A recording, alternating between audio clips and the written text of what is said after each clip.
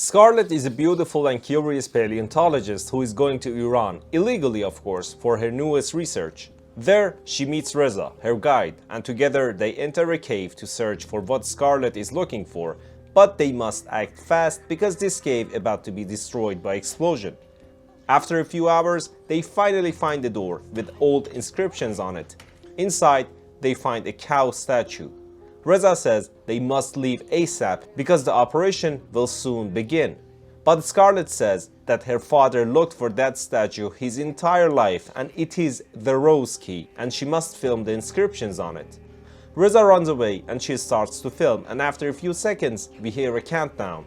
She runs away and on her way she sees a man executed in the cave and the cave falls. And Scarlett barely makes it out. In the next scene, Scarlett is talking on camera and she introduces herself. She talks about her father and his beliefs of the philosopher's stone, the belief that it can heal wounds and turn copper into gold.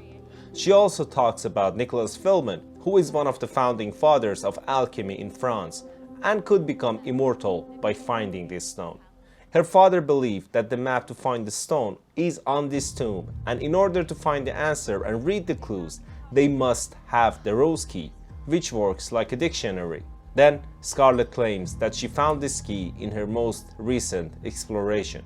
Then she goes to meet George in a church, and George is an expert in translating cuneiform. He is a great historian and explorer and knows a lot about history of France.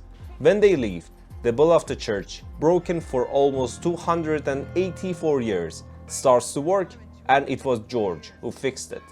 George, Scarlett, and Benji, her cameraman who is with her all the time, start to read the clues on the tombstone, and they get this phrase: "The key is behind everything."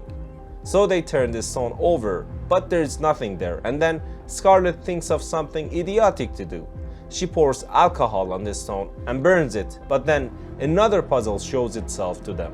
They solve that puzzle too and find that the secret underground tunnels of Paris is where they will get all they want. Scarlett also says that in her father's notebook, she read that there is a precious stone under Paris.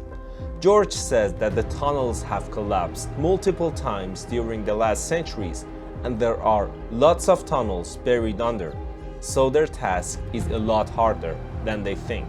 In order to enter the tunnels, Scarlett accompanies a tour, and inside she sees a lot of bones of humans who died there before.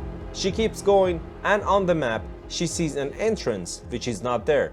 A mysterious man is there and tells her that if she wants to go to different tunnels, she needs to go to El Cafe and find a man by the name of Papillon, and only he can help her. That night, Scarlett takes George and Benji with her to go to the cafe and find Papillon. Benji sees a mysterious woman looking at him weirdly, but we don't know who she is or what she wants. They find Papillon and Scarlett convinces him to go with her in the tunnels, and whatever they find, they will share it. The next day, Papillon brings the necessary tools like rope, flashlight, backpacks, and etc. And he starts to explain what to expect down there, and plus, he brought in Soxy and Zed, his friends. George did not want to go in, but all of a sudden the cops show up and George has to go with them. But he panics because a few years earlier he lost his little brother in caves like this and he's suffocated. They keep going and the route is getting more difficult as they go on. It becomes narrow and even at one point they have to swim. Then we hear some people singing. Benji starts to film and it's again that weird woman who was looking at him. They keep going and they arrive at the narrow path and they have to crawl on the bones. But the bones are sharpened and they must be very careful. They all get in and Benji gets stuck. They try to pull him out and at the end they succeed, but when they look around, they are where they were before. Papillon says that it's a different tunnel and from here strange things start to happen. We see a piano and George says that he had the exact piano at home, but because the A4 key was broken, he and his brother could not finish their song. He plays the piano and the same exact key is broken. Then we hear a phone rings and Scarlett picks it up and someone says, "Why didn't you pick up the phone?" She hangs up and they see Latop.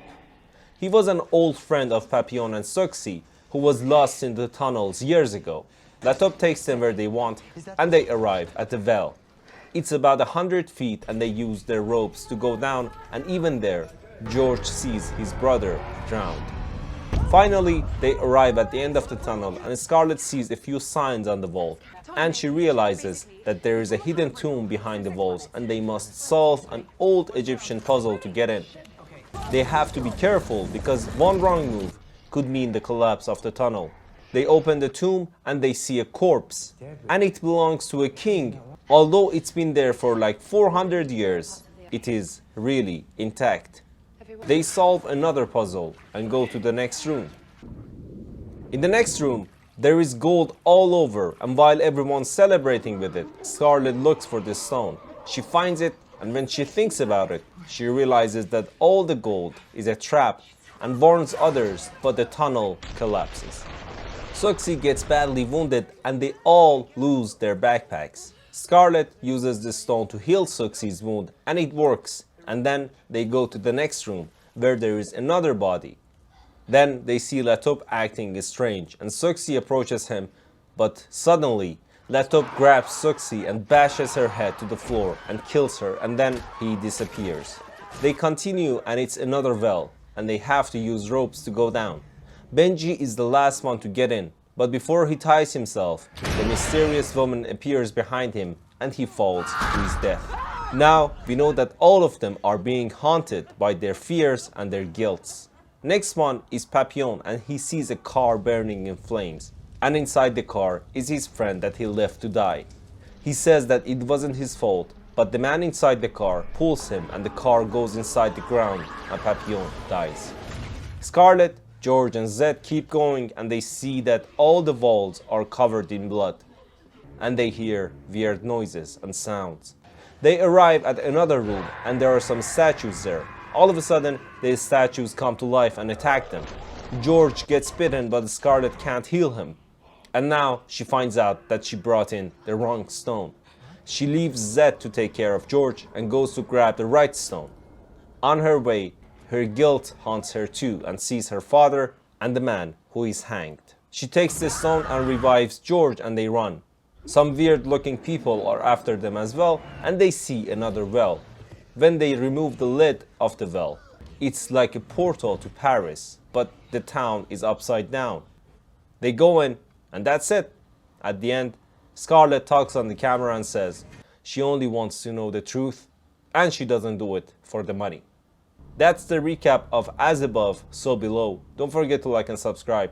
Thanks.